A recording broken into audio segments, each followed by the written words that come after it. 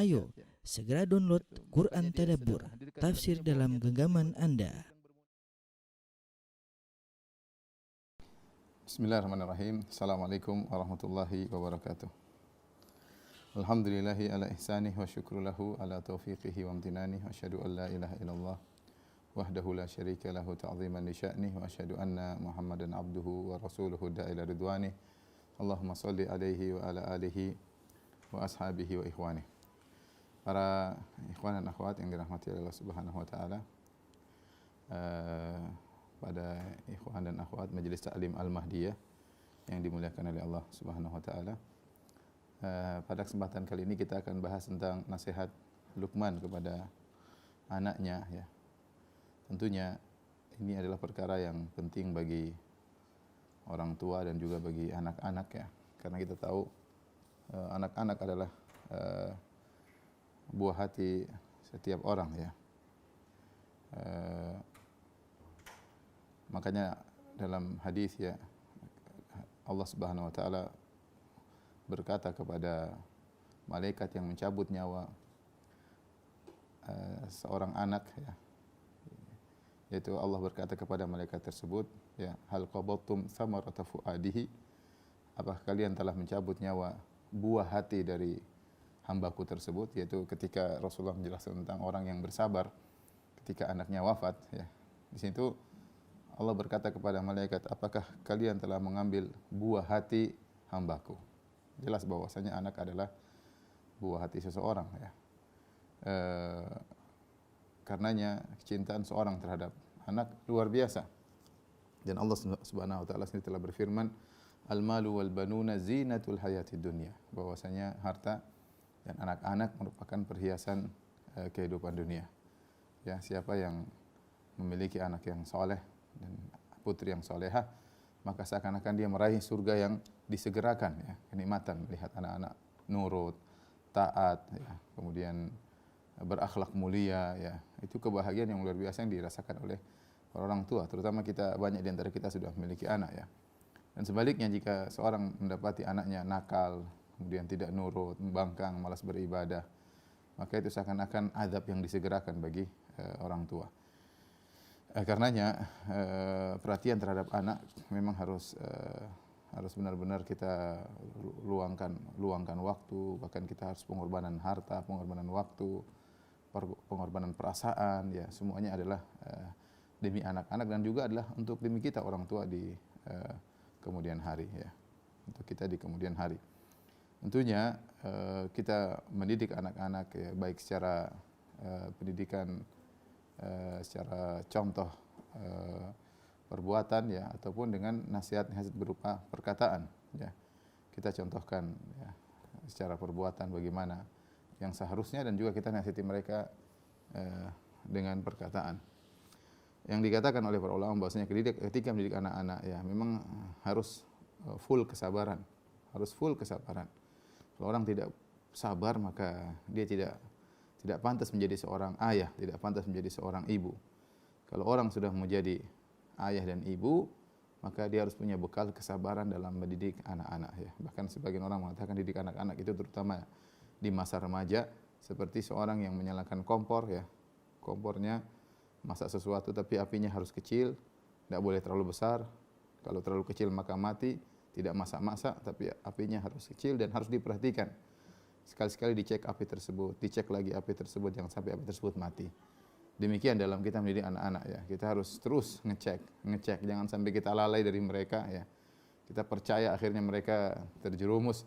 Harus cek, senantiasa cek. Kalaupun kita tegur, maka dengan teguran yang halus, dengan teguran yang lembut. Apalagi anak-anak zaman sekarang yang mereka bergaul dengan medsos, mereka memiliki pengetahuan yang banyak, ya.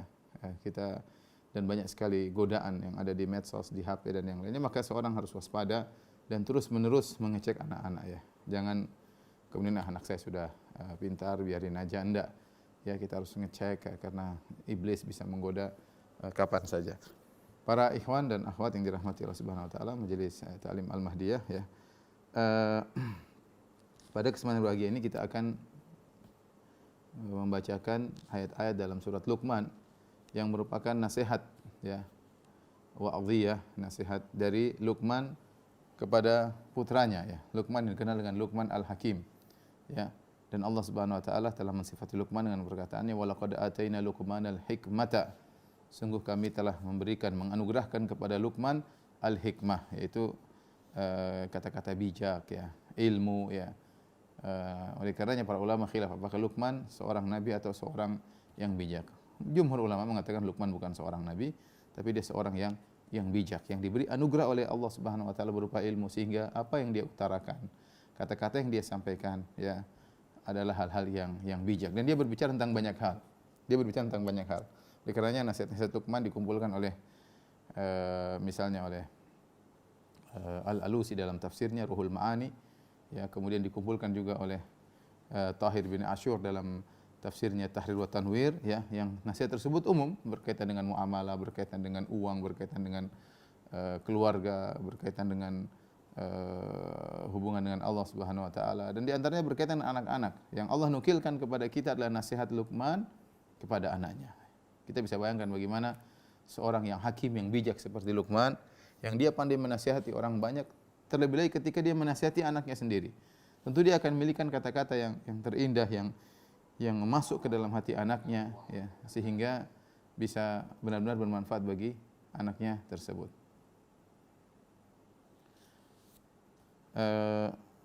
Di antara nasihat Luqman Al-Hakim, Allah berfirman dalam firman-Nya surat Luqman ayat 13, wa idz qala Luqmanu li binihi wa huwa ya'idhuhu ya bunayya la tusyrik billah. Tatkala Luqman berkata kepada putranya ya, wa huwa ya'idhuhu, dan dia dalam kondisi menasihatinya, ya bunayya la tusyrik billah, wahai putraku, janganlah kau berbuat syirik kepada Allah Subhanahu wa taala. Inna syirka la dzulmun azim. Sungguhnya syirik adalah kezaliman yang besar ya. Di sini memang ada perselisihan di kalangan para ulama, apakah putranya adalah seorang musyrik ataukah seorang beriman ya.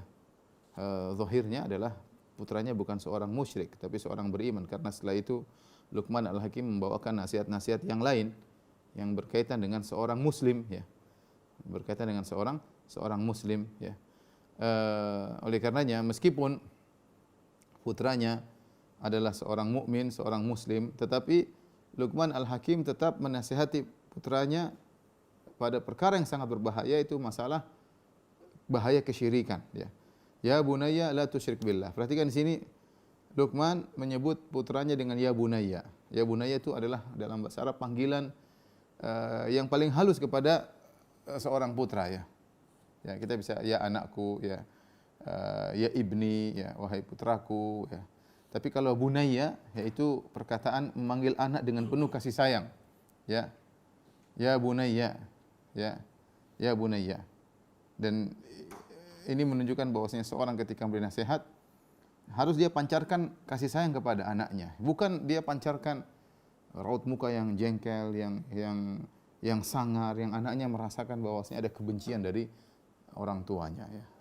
Luqman Al-Hakim ketika menasihati, maka dia menggunakan kata-kata yang menunjukkan dia sangat sayang kepada putranya. Dan demikian namanya nasihat. Kalau nasihat dari hati ke hati, kata orang, kalau yang dinasihati merasa bahwa yang menasihati ini sayang kepada dia, ya maka mudah untuk dia terima. Tetapi kalau dia melihat yang menasihati ini benci kepada dia, kemudian ingin menjatuhkan dia, ingin merendahkan dia, maka sejak awal hatinya sudah menolak. Dan ini berlaku pada nasihat kepada siapa saja. Kalau kita menasihati orang lain dengan kita menggunakan kata-kata yang menunjukkan kita sayang kepada dia, maka dia lebih mudah untuk terima. Dia tahu orang ini sayang kepada saya dan ingin kebaikan kepada saya. Ya, tapi kalau sudah kita bumbui dengan kata-kata kasar, kebencian dan yang lainnya, maka kemungkinan orang tidak terima. Terutama ketika menasihati anak. Dia Luqman berkata, ya bunayya, wahai putraku. Itu putraku yang aku sayangi. Kalau kita bahasakan secara sederhana, wahai putraku yang aku sayangi. Ya. La tusyrik billah, jangan berbuat kesyirikan kepada Allah Subhanahu wa taala. La tusyrik billah, kalau kita bicarakan secara ilmu bahasa, yaitu la tusyrik billah isyrakan, yaitu jangan kau berbuat syirik kepada Allah dengan bentuk syirik apapun. Ya. baik syirik besar maupun syirik kecil, syirik besar maupun syirik kecil. Tentu kalau syirik besar perkaranya sangat nampak, yaitu jangan kau minta kepada penghuni kubur, jangan kau percaya kepada Tuhan selain Allah, jangan kau menyembelih kepada selain Allah, ya. Dan yang lainnya, jangan kau mengikuti agama-agama yang menyimpang, ya. Perkaranya zahir dan insyaallah mudah dipahami. Bagaimana seorang menyamakan Tuhan, ya, dengan makhluk. Bukankah hakikat kesyirikan adalah penyembahan terhadap makhluk? Ya, bagaimana kita mau menyamakan Tuhan sang pencipta alam semesta dengan makhluk yang disembah? Ya, sebagaimana lihat kita agama-agama lain, ada yang menyembah nabi, ada yang menyembah wali, ada yang menyembah jin, ada yang menyembah malaikat, ada yang menyembah berhala, ada yang menyembah sapi, ada yang menyembah tikus, ya, ada yang menyembah matahari, ada yang menyembah rembulan. Semua yang disembah adalah makhluk, ya. Maka di antara kezaliman yang sangat besar, inna syirka la dzulmun azim, kezaliman yang sangat besar adalah melakukan kesyirikan. Ya, adalah melakukan kesyirikan. Karena zulm dalam bahasa Arab artinya wad'u syai' fi ghairi mahallihi, meletakkan sesuatu tidak pada tempatnya. Anda meletakkan ibadah tidak pada tempatnya, yang paling kezaliman paling besar adalah syirik, karena Anda meletakkan ibadah kepada sesama makhluk. Harusnya ibadah yang Anda letakkan adalah kepada pencipta alam semesta. Dan ini perkara yang sangat zahir, yang sangat nampak, dan kita harus ingatkan kepada anak kita. Sepertinya mudah, ya, sepertinya mudah kalau kita bicara sekitar mungkin 10 tahun lalu, 20 tahun lalu. Tapi kalau kita bicara zaman sekarang, syubhat yang tersebar di internet, ya, orang-orang kafir memberi syubhat, orang-orang ateis memberi syubhat, dan anak-anak tidak bisa kita kontrol. Terkadang mereka membaca hal-hal yang di luar, karena rasa ingin tahunya mereka membaca misalnya syubhat-syubhat orang-orang Nasara, syubhat-syubhat orang Yahudi misalnya, atau mungkin mereka baca syubhat-syubhat orang-orang ateis, ya, yang sekarang berbahaya sekarang masalah ateis, ya. Ini sangat berbahaya, ya, dan masuk ke dalam pikiran anak-anak, ya. Ya, oleh karenanya seorang waspada, maka tetap kita harus jelaskan kepada anak tentang bahaya kesyirikan. Dan insyaallah kalau kita jelaskan dengan baik, naluri mereka, fitrah mereka akan mudah menerima. Namun bukan cuma sampai pada syirik besar, para ikhwan dan akhwat yang dirahmati Allah Subhanahu wa taala. Anak-anak harus kita didik sejak awal juga menjauhi syirik kecil, ya. Agar mereka terbina di atas ikhlas kepada Allah Subhanahu wa taala. Ya, contoh, kita ajarkan kepada mereka tawakal. Kamu harus tawakal, ya. Dalam belajar, dalam bertindak, ya. Tawakal kepada Allah. Misalnya mereka ujian, kamu tawakal, belajar. Terserah nanti lulus atau tidak, urusan Allah. Yang penting kamu berusaha, namanya tawakal yang benar itu kau sandarkan hatimu kepada Allah Subhanahu wa taala, kau belajar, ya. Belajar, ya. Jangan sampai tidak belajar. Kalau tidak belajar, ya itu yang tidak benar. Jadi ajarkan kepada anak-anak, ya, bahwasanya harus tawakal kepada Allah Subhanahu wa taala. Kemudian juga ajarkan anak-anak jangan mencari pujian orang lain, ya. Jangan mencari pujian orang lain. Belajar untuk ikhlas kepada Allah Subhanahu wa taala. Ini kita tanamkan kepada anak-anak, ya. Karena di antara makna nasihat Luqman kepada putranya, la tusyrik billah, jangan kau berbuat syirik kepada Allah Subhanahu wa taala, yaitu jangan berbuat syirik besar dan jangan berbuat syirik kecil, ya. Ya. Sekarang kita di zaman medsos, anak-anak suka pamer, ya, ingin dipuji di medsosnya, ingin dipuji di akunnya. Sekarang sudahlah susah terkontrol, anak-anak pamer dia sesuatu. Terkadang dia terbiasa untuk dipuji dengan perkara dunia, mungkin perkaranya ringan, ya. Mungkin dia punya makanan ini dia pamerkan, mungkin dia punya motor baru dia pamerkan, mungkin dia punya HP baru dia pamerkan. Tetapi kalau tidak kita kontrol, lama-lama dia ibadah pun dia terbiasa untuk pamerkan. Ya, dia sholat dia pamerkan, kemudian dia ngaji dia pamerkan, kemudian dia mungkin umrah dia pamerkan, sehingga terbiasa untuk terjerumus dalam perkara-perkara riya. Kita ingatkan anak-anak kita, ya, agar tidak berbuat syirik akbar dan juga tidak berbuat syirik kecil, karena syirik adalah kezaliman yang sangat besar. Ya, dan harus kita tanamkan, terutama di zaman sekarang ini. Demikian juga interaksi, terutama anak-anak yang tinggal di luar negeri, ya, tinggal di luar negeri, negara-negara kafir, seperti tinggal di Amerika, tinggal di Australia, tinggal di Inggris, tinggal di negara-negara Eropa, ya, yang dimana sering interaksi antara anak-anaknya yang Muslim dengan anak-anak yang non Muslim, maka dia harus ditanamkan tauhidnya, ya, bahwasanya itu adalah kesyirikan, ditanamkan kepada dia, sehingga meskipun dia bergaul dengan mereka yang non Muslim, dia tetap bisa menjaga identitasnya sebagai seorang Muslim, ya, tentang bahaya kesyirikan. Setelah itu Allah berfirman, "Wasainal insana biwalidayhi hamalathu ummuhu wahnan ala wahnin wa fisaluhu fi amaini an ishkur li wa liwalidayka ilayal masir." Dan kami wasiatkan kepada manusia untuk berbuat baik kepada kedua orang tuanya. Ibunya telah mengandungnya, ya, dalam kondisi lemah di atas kelemahan, ya, kelemahan yang bertambah-tambah. Wa fisaluhu fi amain, kemudian ibunya telah menyusuinya dalam waktu 2 tahun. An ishkur li wa liwalidayka ilayal masir, bersyukurlah kepadaku dan berterima kasihlah kepada kedua orang tuamu dan kepadakulah engkau akan kembali. Para ulama berselisih apakah ayat nomor 14 ini adalah nasihat Luqman kepada anaknya, ataukah Luqman sedang menukil firman Allah Subhanahu wa taala. Ya, sebagian ulama seperti Syekh Sa'di rahimahullah taala seakan-akan mengatakan ini dari wasiat Luqman kepada anaknya, ya, atau Luqman menukil perkataan Allah, ataukah ini adalah saya ulangi, para ulama berselisih apakah ini adalah jumlah i'tiradhiyah, artinya di antara nasihat Luqman Allah masukkan suatu ayat untuk menekankan nasihat Luqman yang di atas, ya, atau ini adalah nasihat Luqman kepada anaknya dengan cara Luqman berbicara kepada anaknya secara langsung, atau Luqman menukil perkataan Allah Subhanahu wa taala. Wallahu a'lam bishawab, ya, zahirnya bahwasanya ini adalah nasihat Luqman kepada putranya, ya, dengan menukil nasihat Allah secara umum. Makanya ayatnya dibuka dengan wawasainal insana, dan kami wasiatkan kepada manusia, yaitu Luqman membacakan nasihat Allah kepada putranya, ya, tentang berbakti kepada kedua orang tua. Wasainal insana biwalidayhi, ya. Artinya Luqman ingatkan bahwasanya selain kau punya kewajiban terhadap Allah Subhanahu wa taala, kau juga punya kewajiban kepada kedua orang tuamu, kepada aku, bapakmu, dan kepada ibumu, ya. Tetapi Luqman menyampaikan kepada anaknya dengan menukil firman Allah Subhanahu wa taala.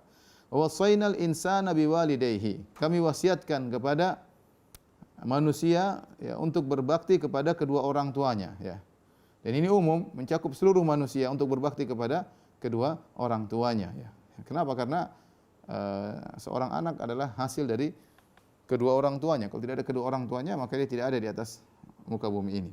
Setelah itu, Luqman Al-Hakim menyebutkan tentang bagaimana peran ibu, ya, peran ibu. Hamalathu ummuhu, di mana ibunya telah mengandungnya. Dan ini kata sebagian ulama, terkadang seorang ayah ketika menasihati anak, dia ingatkan tentang penting berbakti kepada ibu.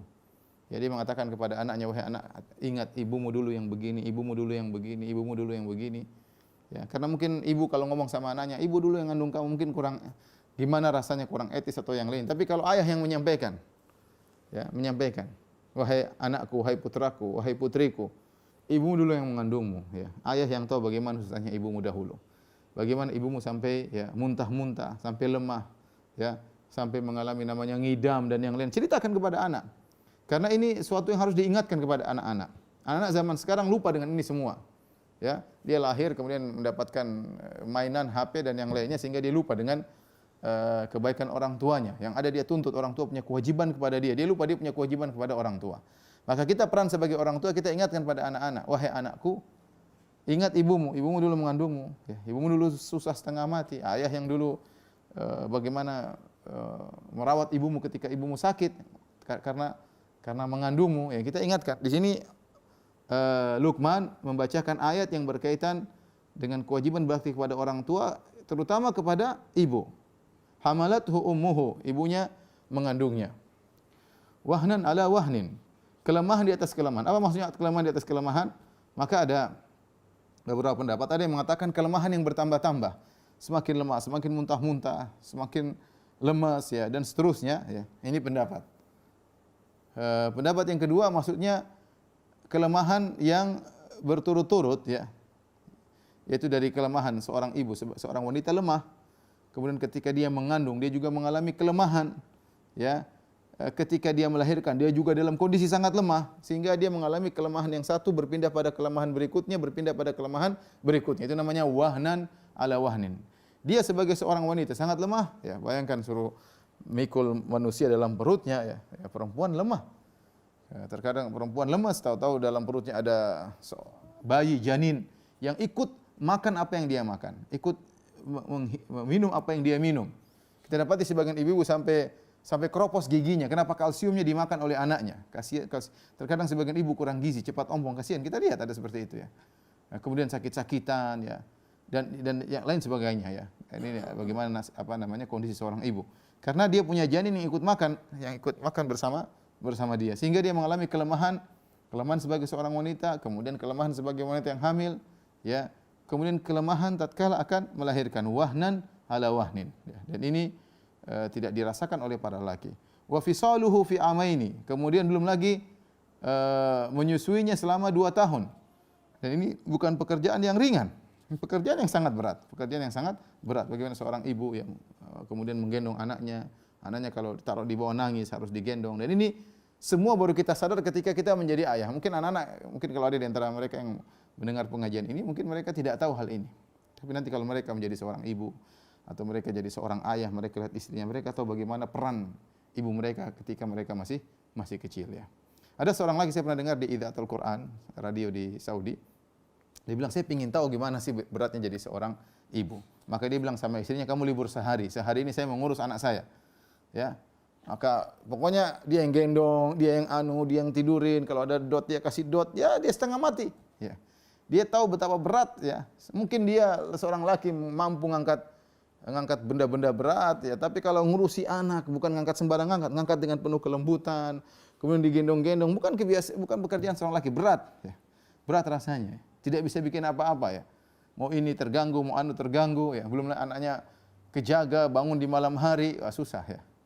Susah, tidak mudah mengurus anak ya. Dan ini sering dilupakan oleh anak-anak. Ya, sering dilupakan oleh anak-anak ya. Karena tidak mengapa terkadang kalau kita anak sudah besar kita suruh dia ikut bantu jaga adik ya. Karena dia tahu bagaimana sulitnya menjaga adik. Agar dia juga sayang kepada adiknya ya. Dan ini perlu kita ingatkan. Kita perlu ingatkan terutama di zaman sekarang ini.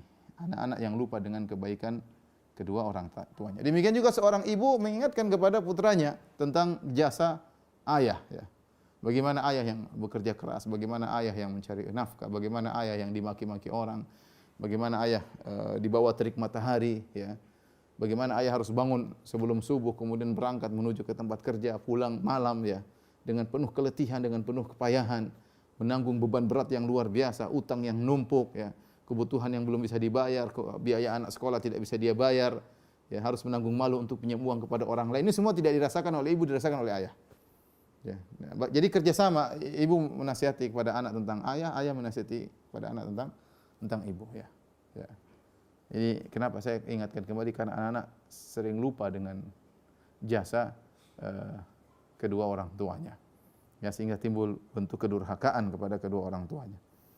Setelah itu Allah berfirman, anishkurli wali walidaika. Karenanya berterima kasihlah kepadaku, ya bersyukur kepadaku, wali walidaika, dan juga berterima kasihlah kepada kedua orang tuamu. Seakan-akan Allah mengatakan di antara bukti engkau adalah hamba yang bersyukur, wahai seorang anak, maka bersyukurlah kepada kedua orang tuamu.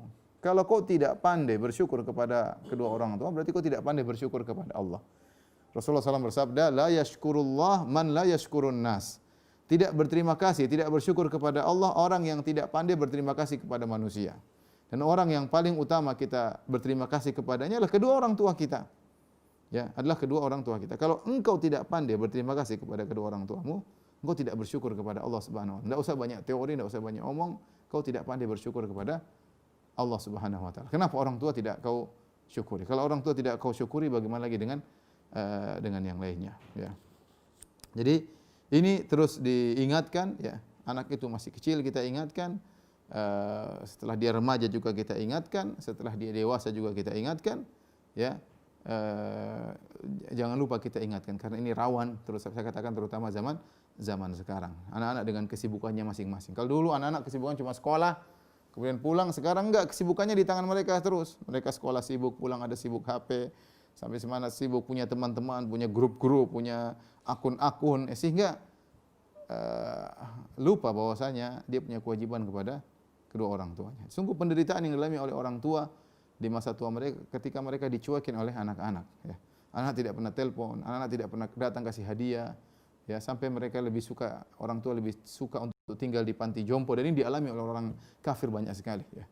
Di masa tua mereka ditinggalkan oleh anak mereka. Hanya mereka orang sudah tua ditemani oleh seekor anjing, ya, kemana-mana dengan anjingnya, di rumah sendirian. Anaknya datang jarang-jarang, terkadang mungkin hari Natal baru datang, ya.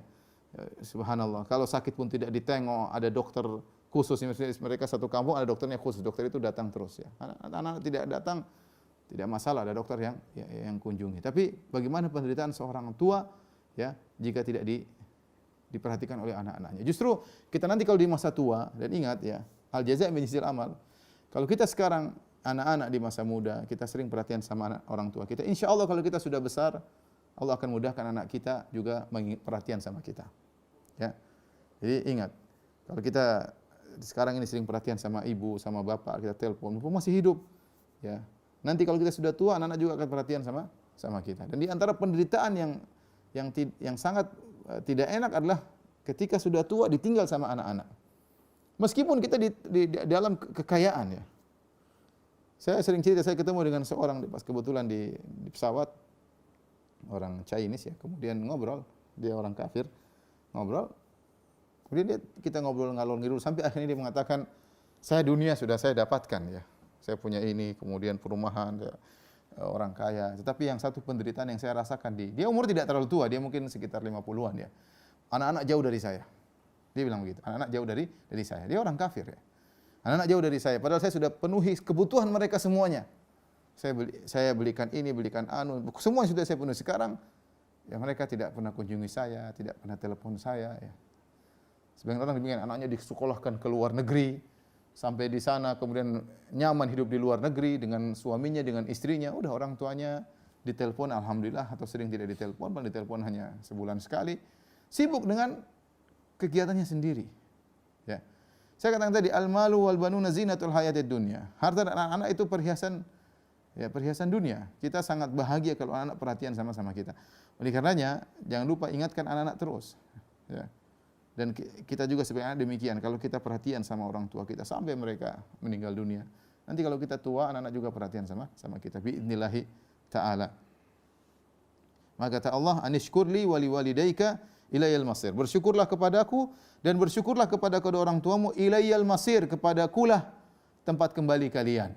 Ini peringatan dari Allah bahwasanya kalian berbakti kepada orang tua itu bukan sekedar hanya kalau mau oke, kalau enggak apa-apa. Tidak, itu wasiat Allah yang akan Allah minta pertanggungjawaban. Allah suruh, wa wasaina, kami wasiatkan, itu perintah. Dan Allah akan katakan, kamu akan kembali kepada aku, ada tanggung jawab. Tanggung jawab yang akan saya minta pertanggungjawaban. Bagaimana sikapmu kepada kedua orang tuamu? Bagaimana sikapmu kepada ayahmu? Bagaimana sikapmu kepada ibumu? Ya. Yang begitu sulit merawatmu, ya. Ya, makanya zaman sekarang sedih kalau ada seorang kemudian pelit sama orang tuanya, perhitungan sama orang tua. Ya, kalau dulu orang tua kita pelit sama kita, ya kita nggak dikasih susu, kasih teh aja misalnya, uangnya dia buat foya-foya, subhanallah, mungkin kita kurus krempeng, mungkin otak terbelakang, mungkin bahlul, goblok, entah jadi apa kita. Tapi orang tua lihat bagaimana mereka berkorban, mereka terkadang ngutang untuk anaknya, ngutang untuk menyekolahkan anaknya, pinjam sana pinjam sini agar bisa anaknya sehat. Mungkin dia tidak bisa tidur, yang penting anaknya tidur, ya. Bagaimana kalau anaknya sedang sakit, dia tidak bisa tidur, air mata terus bercucuran melihat anaknya yang kepanasan, sampai bagaimana kita istri saya misalnya kalau pegang anak terus anak sudah 40 derajat, bagaimana bingungnya istri saya.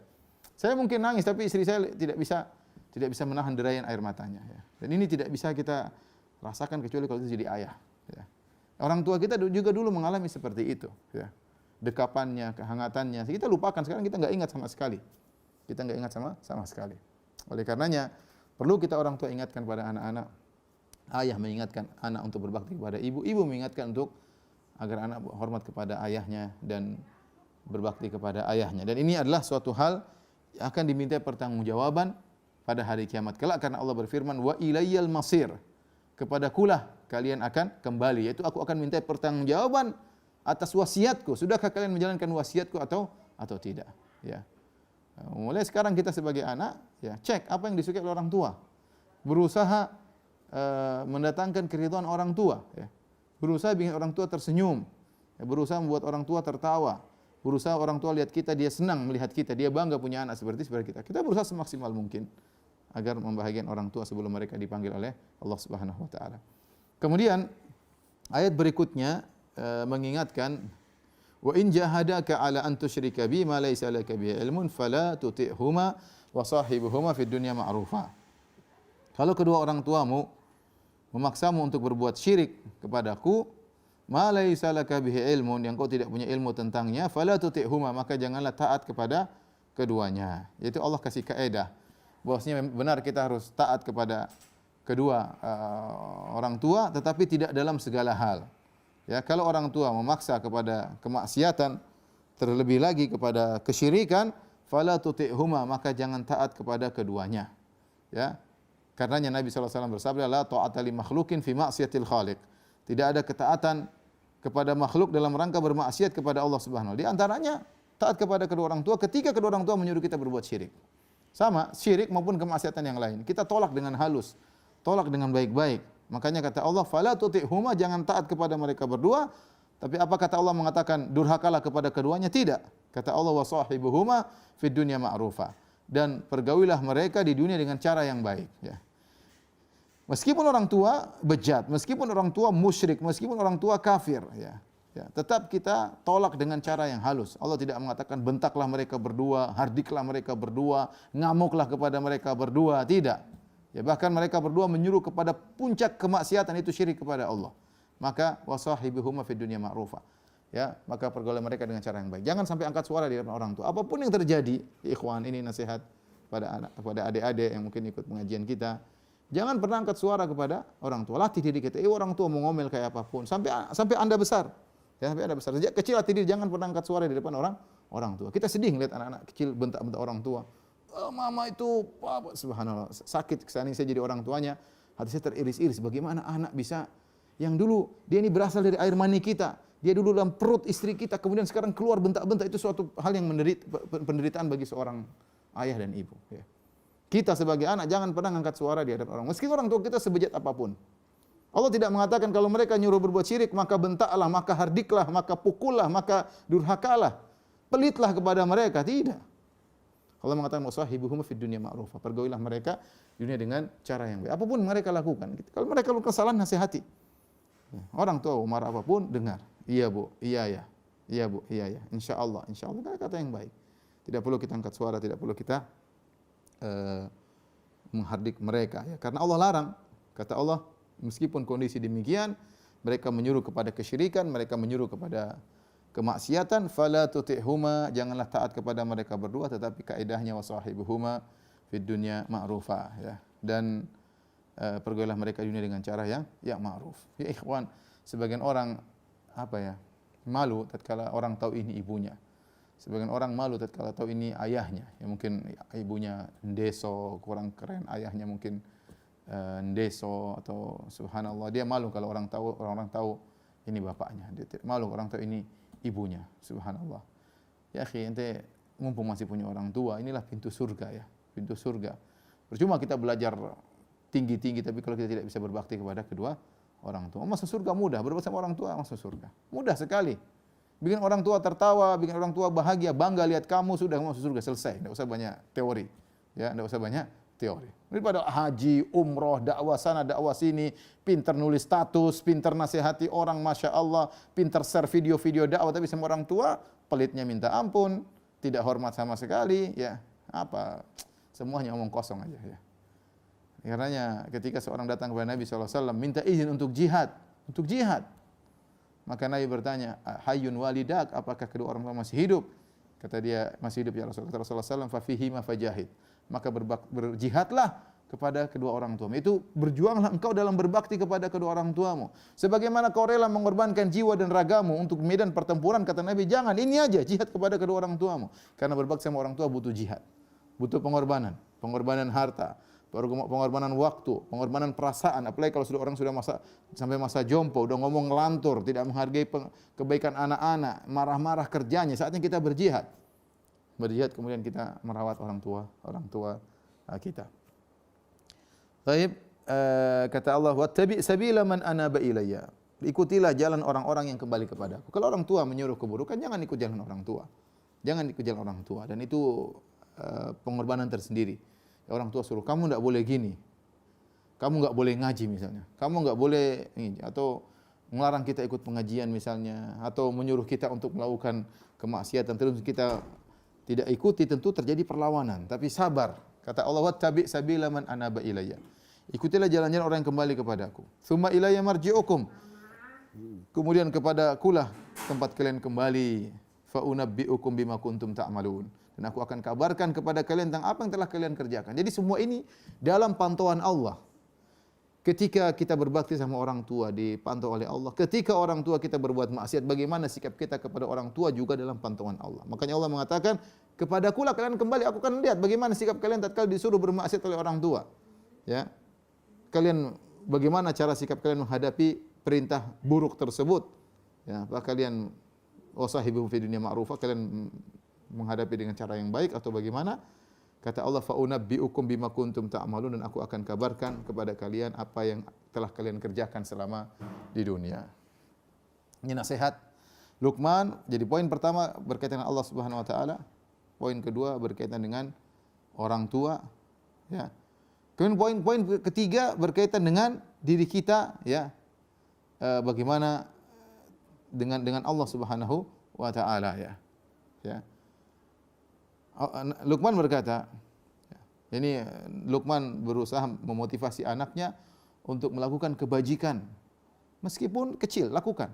Dan Luqman memotivasi anaknya, memperingatkan anaknya jangan melakukan keburukan sekecil apapun.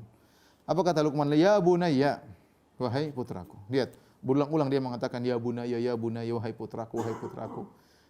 Untuk memberi agar anaknya merasa bahwasanya dia sangat sayang kepada anaknya. Maka perkataan wahai putraku, wahai putraku. Dia kalau kita bicara sama ayah atau sama ibu, iya mak, ibuku, iya mak. Orang tua dengar tuh senang. Kita ulang-ulang, iya ayah, iya ayahku, iya ibuku. Orang tua senang mendengarnya. Anaknya ngaku dia adalah anaknya. Anaknya ngaku dia adalah putranya. Anaknya ngaku dia adalah. Sama, anak pun demikian kalau kita bilang ya anak, ayah anakku. Wahai putraku, wahai buah hatiku. Kita ngomong seperti itu, anak dengar. Dengar itu mereka rasa orang tuanya sayang kepada dia. Sayang, sehingga mungkin lebih mudah untuk mendengar nasihat. Lain halnya kalau kita bentak-bentak, kita angkat suara banting sana, banting sini, anak merasa orang tuanya ini musuh, ya. Sampai kejadian saya pernah dengar cerita di suatu daerah, anaknya dimarah-marahin, dipukulin, akhirnya anaknya ambil pisau. Sama orang tuanya, ayah bunuh saya aja. Ya, sampai begitu. Dan ini kejadian nyata. Jadi dia merasakan kebencian yang amat sangat dari orang tuanya, ya. Sehingga dia merasa seakan-akan dia adalah anak yang tidak disayang, anak yang terbuang, seakan-akan orang tuanya menyesal melahirkan dia, ya. Seakan-akan orang tuanya bangga dengan anak-anak yang lain, dia ini hanyalah tempat hinaan, tempat makian, ya. Anak kita meskipun punya kekurangan apapun tetap harus kita tunjukkan dia anak kita. Tetap harus tunjukkan kita sayang sama dia. Bagaimanapun anak kita. Mau kayak apa bejatnya, ya. Ya. Sampai siapa? Nabi Nuh alaihissalam ketika anaknya sudah ngejek ayahnya kafir bersama orang kafir, ya bunayyarkam ma'ana. Tetap dia mengatakan di akhir kesempatan anaknya sudah mau tenggelam, dia masih mendakwahi anaknya dengan perkataan yang sangat lembut, ya bunayyarkam ma'ana, wahai putraku, ya naiklah bersamaku, bersama kami. Ya, tetap dia tidak mengatakan, anak durhaka, 900 tahun Abi dakwah kamu kurang ajar memang. Ya, dia tidak mengatakan demikian. Malah ngikut orang kafir, sekarang mampus lu. Enggak. Tetap aja di saat-saat yang genting yang anaknya mungkin ngejek dia selama ratusan tahun, tetap dia mengatakan ya bunayyarkam ana, ya. Jadi anak brengsek seperti apapun, kita mungkin marah luar biasa, tapi itu anak kita. Tetap kita bilang ya bunayya, wahai putraku. Dan Luqman mengulang-ulangi kata-kata tersebut, ya bunayya, ya bunayya. Karena saya katakan tadi nasihat tidak akan masuk kecuali tatkala yang dinasihati merasa bahwa yang menasihati itu sayang kepada yang dinasihati. Dan itulah yang diungkapkan oleh para anbiya ketika pengikutnya tidak merasa dia menasihati, maka para nabi mengatakan innilakum nasihun amin. Aku adalah pemberi nasihat kepada kalian. Wa ansahu lakum, dan aku memberi nasihat kepada kalian. Para anbiya mengatakan demikian. Ya. Saya ini ingin kebaikan bagi kalian, ya, sebagaimana perkataan para nabi kepada umatnya. Demikian juga, ya, Luqman ketika menasihati anaknya dia mengulang-ulang mengatakan ya bunayya, ya bunayya. Kemudian ayat berikutnya ayat ke-16, ya bunayya innaha in takum mithqala habbatin min khardalin fatakum fi sakhratin aw fis samawati aw fil ardi ya'ti biha Allah. Wahai putraku, sungguhnya perbuatanmu in takum mithqala habbah, meskipun hanya seringan habbah min khardal, biji dari khardal. Khardal kalau diterjemahkan biasanya dalam Al-Qur'an kita biji sawi, tapi dia bukan sawi, dia sejenis tumbuhan yang ada di daerah Arab yang diungkapkan istilah habbah min khardal, yaitu biji buah atau pohon khardal atau rumput khardal untuk menunjukkan sesuatu yang sangat ringan. Ini adalah ungkapan mereka untuk menunjukkan sesuatu yang sangat ringan. Jadi kalau kita artikan, meskipun kau melakukan suatu kebaikan atau keburukan, sekecil apapun, seringan apapun, fatakun fi sakhratin, dan kemudian perbuatanmu itu yang sekecil itu pun kau masukkan dalam batu yang besar, au fis samawat, atau kau lemparkan di ruang angkasa di langit sana, au fil ardi, atau kau benamkan dalam bumi, ya'ti bihallah, Allah akan datangkan itu semua. Innallaha latifun khabir, sungguhnya Allah maha latif, maha detail, ya, maha lembut, dan maha khabir, maha detail, tahu tentang semuanya, dan maha lembut, tahu segala sesuatu meskipun sekecil apapun. Ini Luqman Al-Hakim sedang mengajarkan kepada anak tentang muraqabatullah. Bagaimana merasa diawasi oleh Allah Subhanahu wa taala. Dan ini perkara yang sangat-sangat diperlukan bagi kita semua, orang tua maupun anak-anak, terutama di zaman sekarang, zaman medsos, yang semua bisa dilihat, semua bisa didengar, semua bisa dikomentari. Ya, berkontak dengan orang lain sangat mudah. Yaitu kita tahu bahwasanya apapun yang kita lakukan, ya, bahwasanya Allah Maha melihat, Allah Maha mendengar, dan Allah Maha halus. Makanya di sini Luqman berkata, "Wahai putraku, apa yang kau lakukan, ya, sedikit, sekecil apapun, seringan apapun, kau masukkan dalam batu. Kalau masukkan dalam batu, siapa yang lihat? Enggak ada yang lihat. Dalam batu besar, masukkan tengah-tengah, siapa yang lihat? Enggak ada yang lihat. Ya. Au fis samawat, atau kau lemparkan di angkasa luar, siapa yang mau lihat? Artinya kau tutup perbuatanmu dengan batu, kau semen, kau buang sana di tengah angkasa. Au fil ardi, atau kau benamkan dalam bumi. Kau benamkan sekilo dalam bumi, kau benamkan. Kata Allah, ya'ti bihallah, Allah akan datangkan. Kebaikan maupun keburukan. Ini motivasi untuk berbuat kebaikan, ya. Kita ajarin anak-anak, jangan malas melakukan kebajikan meskipun sekecil apapun. Kata Nabi SAW, la tahqiranna minal ma'rufi syai'an walau an talqa akhaka biwajhin talib. Jangan kau remehkan kebajikan sedikit pun meskipun hanya tersenyum ketika ketemu dengan saudara.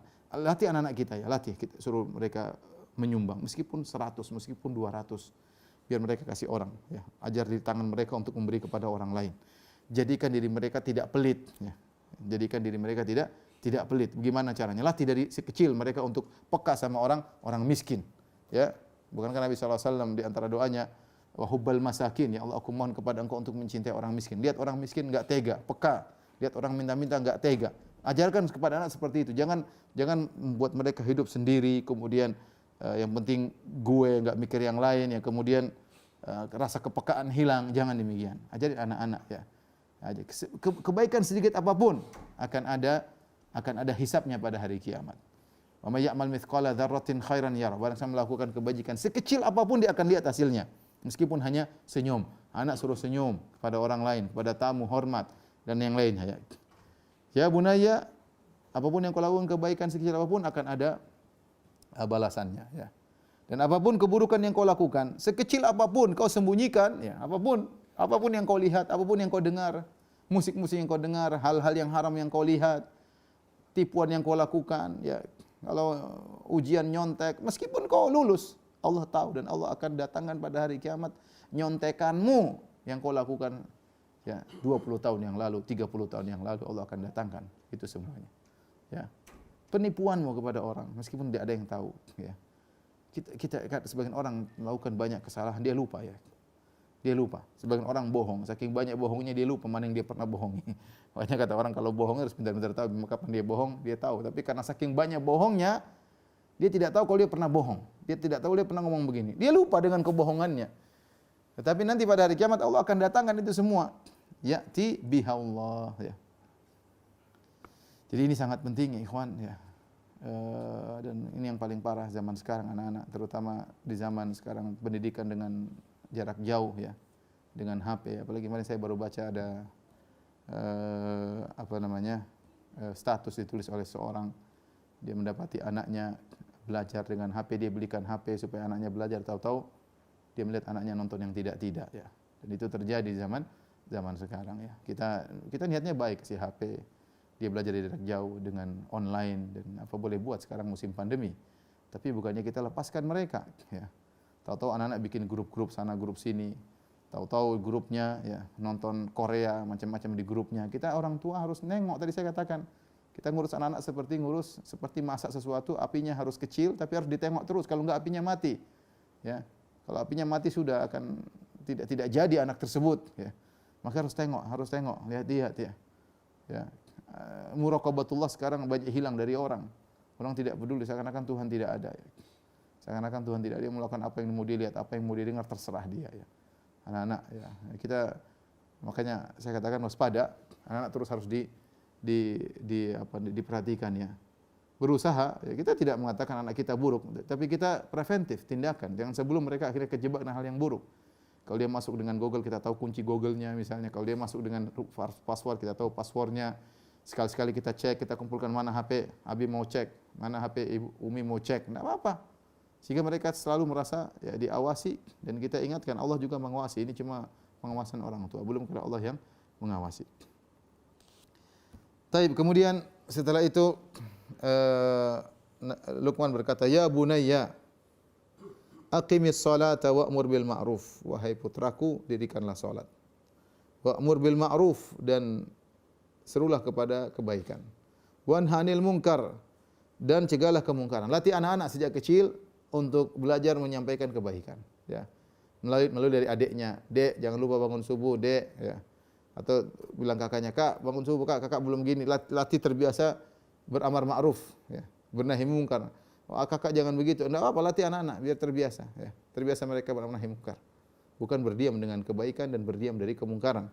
Latih, anak-anak dilatih. Dirikan salat jangan sampai mereka gampangkan. Ya, latih diri mereka sampai mereka salat tanpa disuruh. Bagaimana caranya? Ya. Latih. Kita jelas tentang agungnya salat, kita ajak mereka salat, kita ajak mereka salat berjamaah, kita ingatkan tidak bosan-bosannya, kita berdoa kepada Allah Subhanahu wa taala sehingga mereka tahu salat adalah suatu kewajiban yang tidak perlu diingatkan. Tidak perlu diingatkan bagaimana caranya. Wanha 'anil munkar, dan cegahlah kemungkaran, kemudian wasbir ala ma asabak. Wasbir ala ma asabak, dan sabarlah tetap dengan apa yang menimpamu. Ya, di antaranya ketika engkau bernahi mungkar atau beramar ma'ruf, tentu kau akan dapati orang-orang tidak suka dengan engkau, dan itu wajar. Tapi bersabarlah. Bersabarlah, ya. Misalnya anak-anak dalam grup WA kemudian dapati temannya melakukan kemungkaran, nasihati, suruh anak nasihati itu temanmu dengan cara yang halus. Kemudian mungkin disikapi, sabarlah. Orang beramar nahi mungkar pasti tidak enak, pasti ada yang tidak suka, pasti ada yang merasa tersinggung, dan itu konsekuensi dari berdakwah.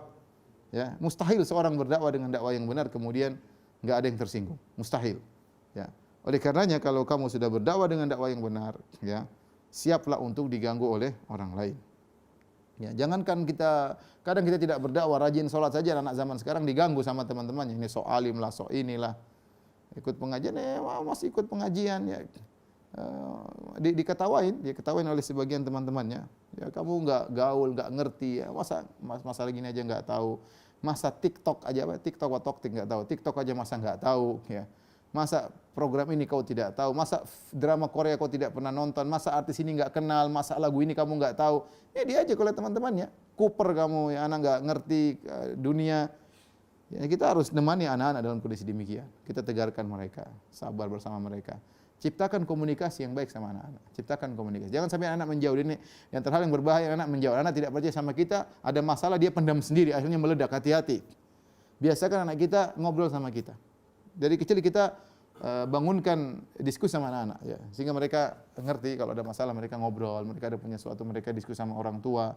Itu paling penting bagi antara orang tua dengan anak-anak. Inna dzalika min azmil umur. Sungguhnya kesabaran itu merupakan perkara yang sangat diperhatikan dalam syariat. Sabar ini luar biasa. Anak-anak dilatih kesabaran, sabar dalam ibadah, sabar dalam mengalami kesulitan, sabar, ya, sabar nak, belajar yang sabar, ujian sabar, bangun pagi-pagi salat sabar. Inna dzalika min azmil umur, perkara yang sangat ditentukan oleh syariat, ya. Setelah itu Luqman mengajarkan kepada anaknya bagaimana dengan tentang akhlak mulia terhadap orang lain, bersikap sama orang lain, ya. Perhatikan, wala tusair, jadi sudah tadi terhadap Allah bagaimana, terhadap orang tua bagaimana, pribadi dia salat, kemudian bagaimana di hadapan Allah. Sekarang bagaimana dengan orang lain, ya. Karena jangan kita lupakan namanya agama bukan cuma antara kita dengan Tuhan, ya. Saya dapati sebagian orang Masya Allah punya hafalan tapi sombongnya luar biasa. Anak-anak hafal Quran, hafal 5 juz, sombong sama yang lain, merendahkan sama yang lain. Ini enggak benar anak seperti ini. Abi ngajarin kamu untuk hafal Quran bukan untuk sombong. Bukan untuk sombong sama yang lainnya. Kita anak-anak terkadang ingat mereka punya benih-benih untuk angkuh. Ya, kalau mereka sudah punya hafalan sekian, mereka mungkin ranking, jangan sampai mereka angkuh. Ya, harus kita ingatkan. Ya. Karena kalau kita biarkan, namanya jadi perangai, akhirnya susah. Perangai angkuh itu ada terus sampai dia besar. Hati-hati. Ya maka dari sejak kecil kita ingatkan, kamu jangan angkuh. Terkadang anak kita enggak juara, biarin aja. Saya kadang misalnya sebagian anak-anak tidak juara, enggak ada masalah. Nanti dia sudah berusaha. Kita enggak tahu kalau dia juara terus mungkin sombong dan angkuh. Sebagian kita dapati sebagian orang, mentang-mentang sombong, mentang-mentang hafal Quran, mentang juara 1, terkadang sombong dan angkuh. Ya udahlah. Yang penting anak sudah berusaha, enggak ada masalah. Wala tusair khaddaka linnas. Kata Luqman kepada anaknya, wala tusair khaddaka linnas. Jangan kau palingkan pipimu dari manusia. Kalau ngomong tidak diperhatikan, cuek. Kayaknya di depan itu enggak ada nilainya, makanya dia tidak perhatian dan dia cuek. Ya. Yang ngajarin anak-anak beradab. Ya, sekarang dia beradab. Sekarang orang kadang-kadang ngobrol sambil main HP. Apalagi sama orang tua, ya Allah. Ada orang ngobrol sama orang tuanya, ya mak. Apa mak, ulang mak. Cuek. Ya kalau sekali 2 kali wajar, ada perkara penting. Enggak, dia ketawa-ketawa, ibunya ngomong tidak didengar. Ya. Jangankan sama orang, sama ibunya tidak didengar. Dia palingkan wajah. Bukan karena sombong, tapi karena sibuk, dan itu bentuk tidak menghargai orang di depan dia. Bentuk tidak menghargai orang di depan dia. Ya. Kalau orang bicara, orang sudah senyum, antum perhatikan. Perhatikan ya. Bukan kemudian dia ngomong kita cuek. Nanti tolong ulangi lagi apa tadi? Apa yang nonton, cuma nonton medsos, ketawa ketiwi, enggak ada faedahnya. Wala tusair khaddaka linnas. Luqman mengajarkan cara muamalah. Jangan kau palingkan wajahmu ketika ngobrol sama manusia. Siapapun engkau. Ya. Mau orang alim, ya, mau pejabat, mau nasabnya tinggi, mau keturunan siapa, ya, mau darah biru, tusair khaddaka linnas. Jangan kau balikkan wajahmu dari manusia. Ya. Ya. Ini sekedar contoh ya, di antara bentuk kesombongan memalingkan wajah ketika berbicara. Wala tamshi fil ardi maraha, dan jangan kau berjalan di atas muka bumi dengan kesombongan. Ini contoh. Dahulu orang kalau jalan ada cara sombong, ada mungkin jalan. Caranya gimana? Mungkin lenggak-lenggok. Sekarang dan ini banyak contohnya, dengan pakaiannya, dengan tasnya, dengan mobilnya, dengan motornya, ya dengan apanya. Orang banyak sombong ya, sombong sekarang. Dengan makanan restoran yang dia kunjungi. Ya. Kita ngajarin anak dari sejak kecil jangan sombong kejarannya. Meskipun kita punya uang, jangan ajarin anak sombong. Ya, jangan kalau dengan sombong dengan apa yang mereka miliki. Ya. Wala tamshi fil ardi marha. Ya. Karena Allah tidak suka dengan kesombongan sama sekali. Innallaha la yuhibbu kulla mukhtalin fakhur. Allah tidak suka dengan orang-orang yang sombong dan angkuh, ya. Baik dari penampilan maupun dari pembicaraannya maupun dari sikapnya. Semuanya yang mengantar kepada kesombongan sangat tidak disukai oleh Allah Subhanahu wa taala. Waqsid fi masjid. Sederhana dalam berjalan, biasa-biasa aja, pakai baju biasa aja. Jangan terlalu, meskipun kita punya duit. Apalagi kalau enggak punya duit kemudian gaya-gayaan, udah enggak punya duit ya. Orang tuanya enggak punya jam, dia jamnya mewah, repot. Ya. Orang tuanya pakai motor butut, dia pakai motor ninja, kasihan. Kalau kita punya duit saja tidak boleh kita sombong. Waqsid fi masjid, berjalan dengan kesederhanaan ketika kau berjalan, biasa-biasa saja. Kau boleh pakai baju yang bagus, tapi jangan sombong, biasa-biasa saja. Waqdud min sautik, rendahkan suaramu. Dia usah bicara teriak-teriak yang menunjukkan keangkuhan.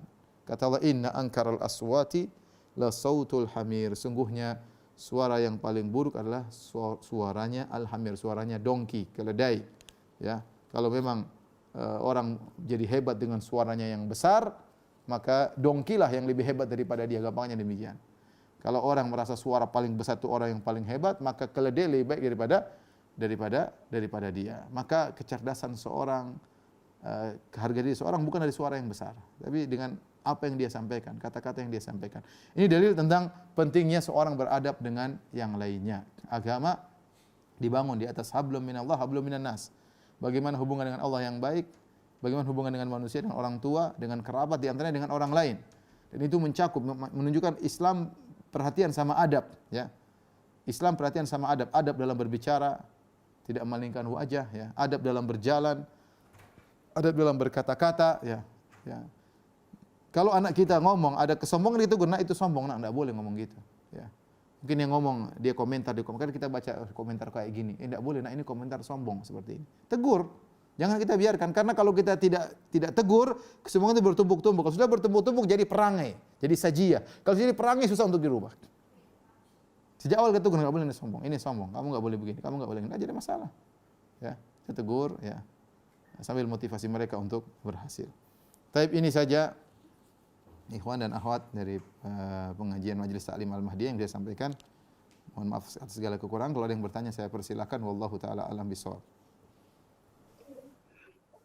Alhamdulillah, terima kasih Pak Ustadz. Ini ada beberapa pertanyaan, boleh kami sampaikan, Pak?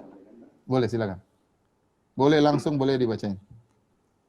Baik, pertama ada kami sampaikan pertanyaan. Assalamualaikum warahmatullahi wabarakatuh. Ustadz Firanda, kami memiliki 2 anak. Qadar Allah, anak kami yang nomor 2 meninggal saat bayi, dan tentunya kami belum bisa memberikan nasihat sebagaimana nasihat Luqmanul Hakim ke anaknya. Pertanyaannya adalah, amalan apakah yang bisa dilakukan kami selaku orang tua kepada anak kami yang sudah meninggal saat bayi tersebut?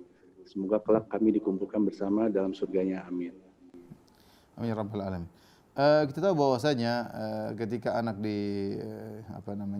dipanggil oleh Allah Subhanahu wa taala, orang tua sedang diuji ya. Alhamdulillah masih kecil, alhamdulillah dia tidak ada beban syariat yang dibebankan kepadanya. Dia masih kecil dan semoga anak kecil tersebut bisa beri syafaat pada hari kiamat, bisa menghalangi dari neraka jahanam.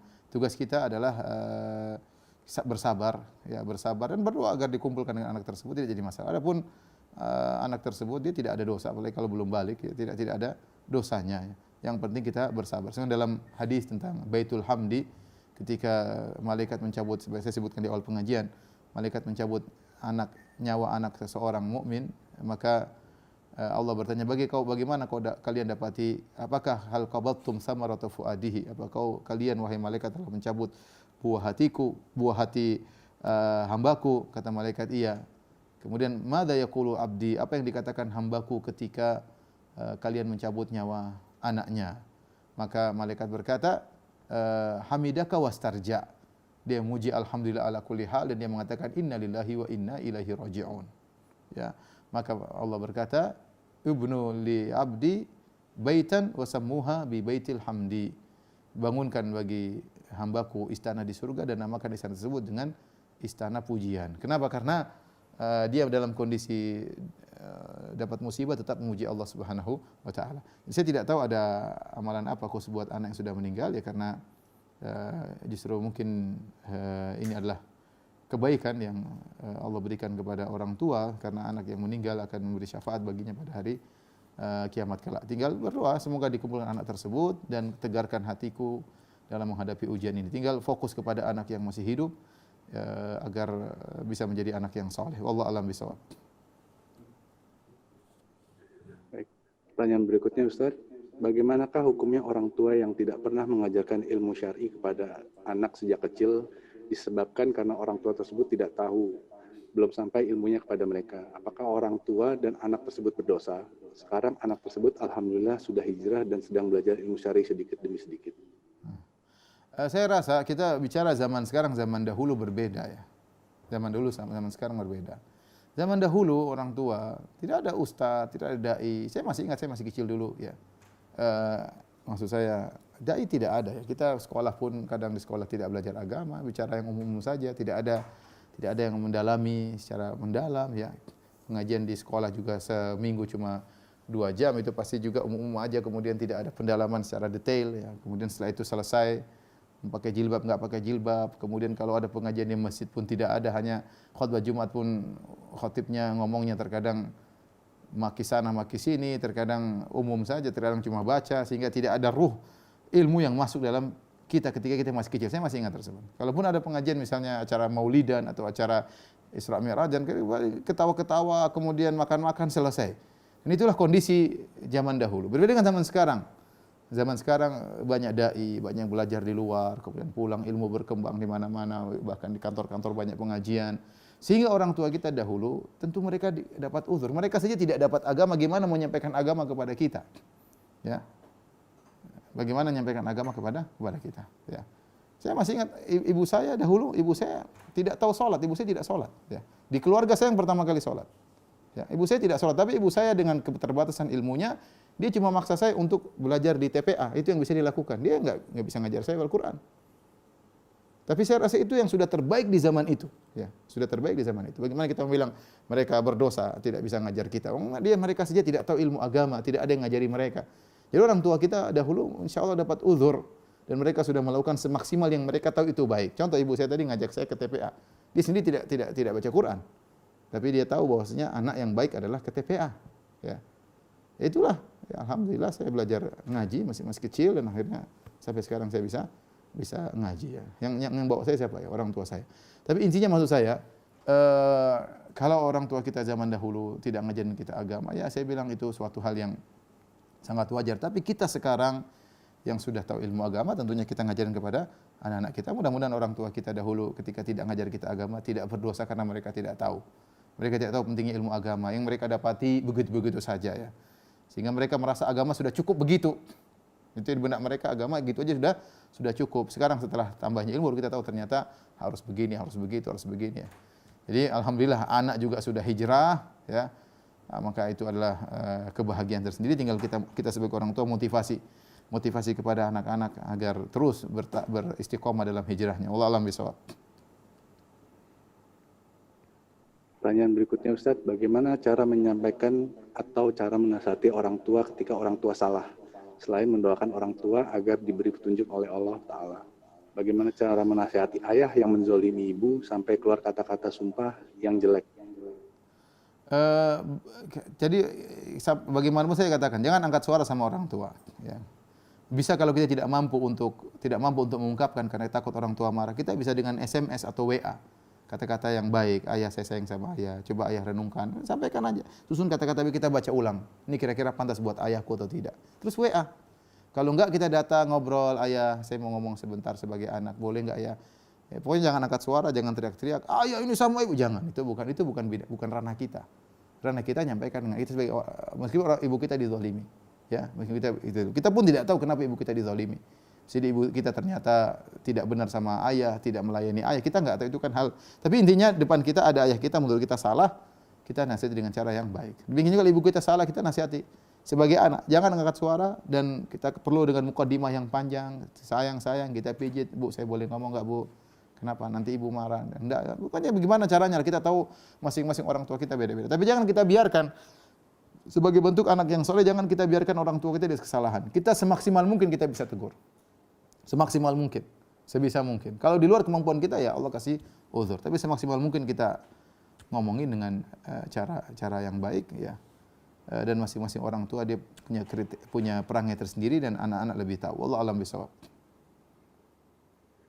Pertanyaan berikut Ustaz, mohon izin tanya bagaimana sikap orang tua menghadapi anak yang komplain karena orang tua tidak mampu membayarkan uang kuliah dan memberi nafkah sesuai permintaan si anak, dan bagaimana cara anak meminta maaf kepada orang tua? Tunggu. Anaknya terlanjur komplain. Anaknya komplain. Iya. Bagaimana sikap orang tua, bagaimana sikap anak, gitu.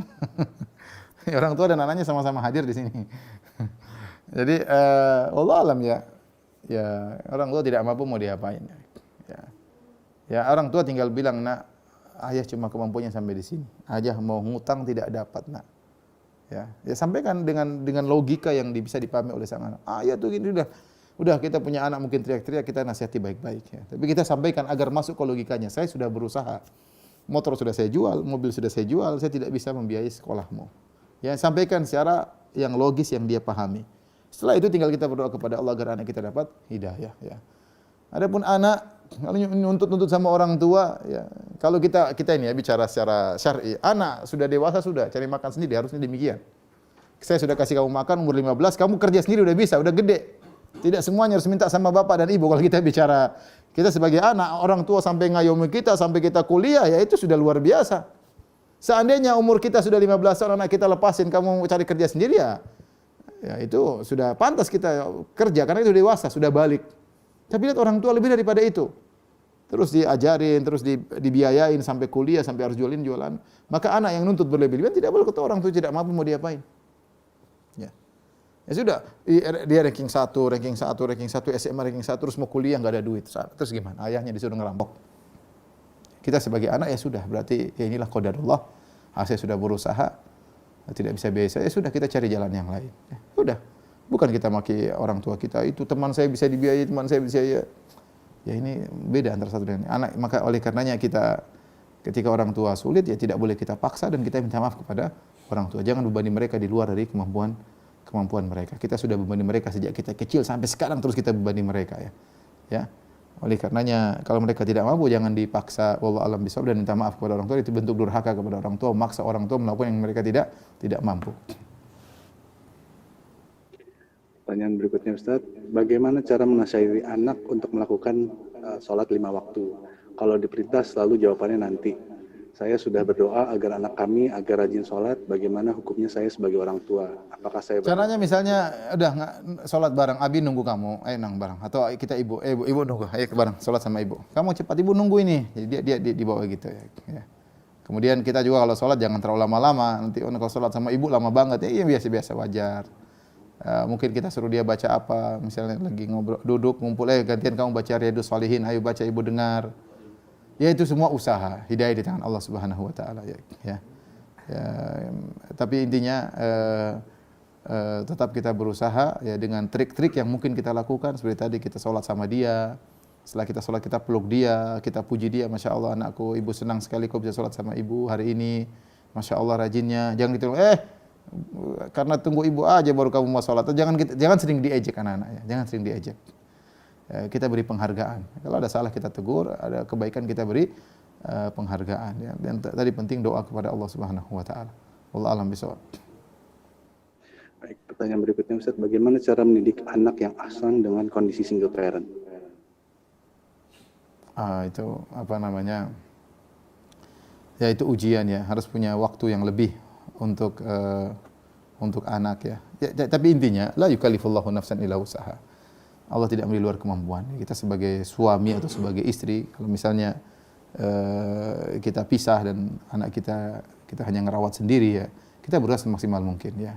Minta bantuan misalnya kepada kerabat. Misalnya saya laki-laki ternyata misalnya duda harus ngurus anak. Coba telepon tantenya, suruh kontak-kontak, perhatian sama dia karena dia kehilangan ibunya misalnya. Atau sebaliknya seorang janda ngurus anaknya ya tadi perhatian, terus kontak sama omnya. Intinya anak kita harus dikasih perhatian, apalagi zaman sekarang yang mudah lepas dan mudah liar dengan adanya medsos dan yang lainnya ya. Kemudian jangan dibiarkan mereka melakukan apa yang mereka suka, ya dibatasi. Meskipun kita punya uang pun harus kita batasi karena anak-anak belum bisa menjaga diri mereka dengan istiqomah dengan baik. Kita aja yang dewasa belum tentu bisa istiqomah, apalagi anak-anak. Wallahu a'lam bishawab. Pertanyaan berikutnya Ustaz, bagaimana hak dan tanggung jawab orang tua kepada anak-anak yang sudah dewasa, anak-anak yang sudah bekerja dan anak-anak yang sudah berkeluarga dalam hal nasihat, apa batasannya? Terus ya kita terus menasihati, tapi kita ranah-ranah. Kalau ranah itu berkaitan ranah keluarga dan tidak nampak baik kita, maka kita jangan masuk dalam ranah keluarga mereka. Ya, misalnya ribut suami istri, ya, kalau dia tidak tanya kepada kita, jangan kita masuki. Kita berulang nggak tahu, kecuali dalam kondisi yang kita perlu kita kasih tahu pun secara global, ya, secara global ya. Tetap kita tanya gimana sholatmu, nggak ada masalah. Gimana sholatmu, gimana kalau kita mulai malas-malas sholat, kita sebagai orang tua nasihati. Kita panggil, duduk berdua, empat mata ngobrol, nak, ibu lihat kamu. Jadi kita nasihat selama kita mampu sampai dia meninggal kita nasihati. Ya. Tetap dia anak kita, anak kita. Tapi tadi kita harus tahu bahwasanya anak-anak punya jati diri sendiri, anak punya ego sendiri, maka kita tatkala menyampaikan nasihat dengan lemah lembut kepada anak tersebut. Kita nasihati meskipun dia sudah punya cucu misalnya. Kita masih hidup, dia masih hidup. Meskipun dia sudah punya cucu, tetap kita nasihati kalau ada yang salah. Bagaimanapun dia anak kita dan bagaimanapun kita diperintah oleh Allah untuk menjaga istri dan anak dari neraka Jahannam. Tapi tentunya triknya berbeda-beda, caranya berbeda-beda, sikon berbeda-beda. Mungkin pertanyaan terakhir satu lagi. Baik Ustaz, mohon maaf bagi jemaah yang belum sempat sampaikan pertanyaannya karena keterbatasan waktu. Ini ada pertanyaan terakhir. Pak Ustaz bertanya apakah adab berbakti kepada mertua juga sama dengan orang tua?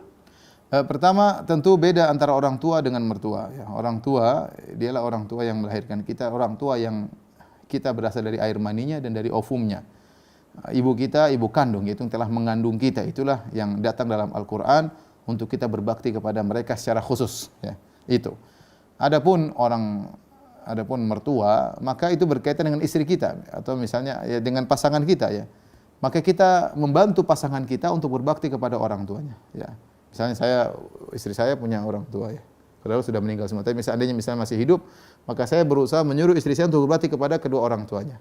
Ya, karena yang kewajiban sangat berat adalah istri saya kepada orang tuanya. Adapun saya enggak. Saya kepada orang tua saya. Adapun kepada mertua ya kerabat. Saya berbuat baik kepada dia ya sebaik mungkin, tapi tetap tidak bisa saya samakan dengan orang tua saya. Yang orang tua saya ini yang ibu saya yang mengandung saya, yang ayah saya berasal dari air maninya, yang telah berusaha payah merawat saya ketika kecil, ada mertua baru saya jadi anggota keluarga 20 tahun lalu, 30 tahun lalu ya.